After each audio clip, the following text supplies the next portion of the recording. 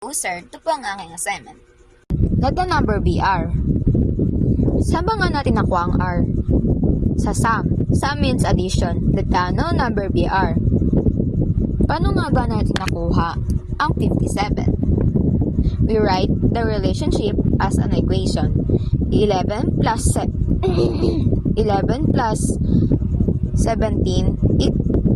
plus R equals 57. First, add 11 and 17. 28 plus R equals 57. To find R, subtract 28 from both sides.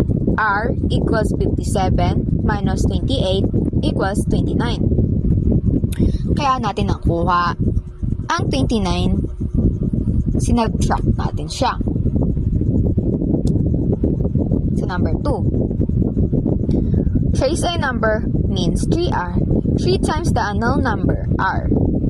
Difference means subtraction, so we set up 3R minus 14 equals 38. To isolate 3R, add 14 to both sides.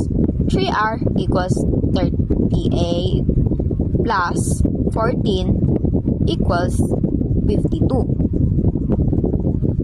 Divide both sides by 3 to find R.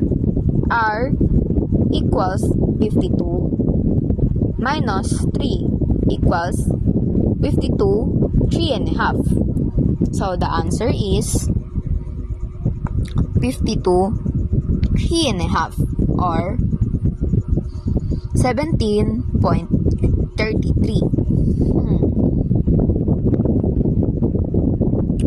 Number 3. A number times 8 added 20 is the same as the product of 4 and 19. A number times 8 is 8R added to 20 becomes 8R plus 20.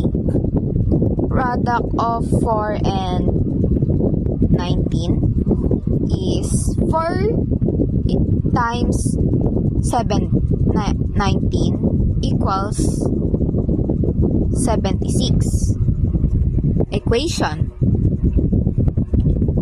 8R plus 20 equals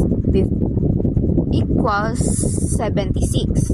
Subtract 20 from both sides, like we did to the others. Divide by 8. R equals 56. Divide 8 plus equals 7. When multiplied by number 7, number 4. When multiplied by 7 combines with 39 will make 123. Multiplied by 7 is 7R. Combines with 39. Addition gives 7R plus 39 equals 123. Subtract 39 from both sides. 7R equals 123 minus 39 equals 84. Divide by 7. R equals 84. Divide 7 equals 12. So the answer is 12.